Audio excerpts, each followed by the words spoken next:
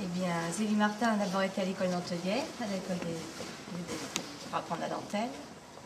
Et donc elle a ouvert sa petite entreprise à partir de laquelle elle s'est mariée, je ne fais pas d'erreur. Et elle avait donc des ouvrières sous ses ordres qui faisaient donc chacune un morceau de dentelle, et c'est Madame Martin qui se chargeait donc de réunir et pour faire donc tout l'ouvrage qui lui était confié, qu'on lui commandait. Donc évidemment il y avait des périodes creuses, des périodes pleines, comme elle dit parfois dans ses lettres. Et puis, parfois, quand elle avait des commandes, c'était parfois, c'était fort avant dans la nuit, comme on pourrait dire. Donc elle travaillait beaucoup plus que certaines périodes, beaucoup plus que d'autres. Voilà. Alors ici, ce soir, vous avez beaucoup de chance parce que non seulement vous avez donc la famille Martin, pas au complet, parce qu'il manque les filles, mais les filles, elles sont couchées. Hein, il ne faut pas qu'elles veillent tard. Mais par contre, Zélie va vous montrer exceptionnellement, de façon exceptionnelle, avec quels outils elle travaillait.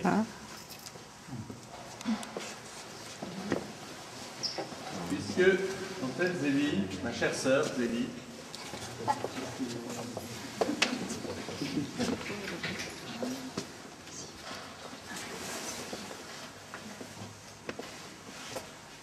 Combien tu sais comment tu étais pour faire ça? 60 heures. Voilà. Pour faire de la dentelle de cette dimension-là, il lui fallait 60 heures de travail à Zélie. Et 9 opérations. Et 9 opérations. Et 9 dentelières différentes. En fait, la dentelle d'Alençon se fait en 9 temps, mais chacune des ouvrières est spécialisée dans un travail précis. Et Madame Martin faisait les 2 premières épreuves, c'est-à-dire le dessin, où elle excellait dans les fleurs. Monsieur Martin l'aidait aussi à faire quelques dessins, et ensuite à faire ce qu'on appelle le carton, ce que tient Monsieur Guérin. Et ensuite, elle passait cet ouvrage à 6 ouvrières et se réservait la dernière opération, c'est-à-dire l'assemblage, qui fait que tous ces petits morceaux, une belle pièce comme ça, et je crois qu'elle y est toujours, celle de 60 mètres derrière. Ce sont que des petits morceaux comme ça assemblés.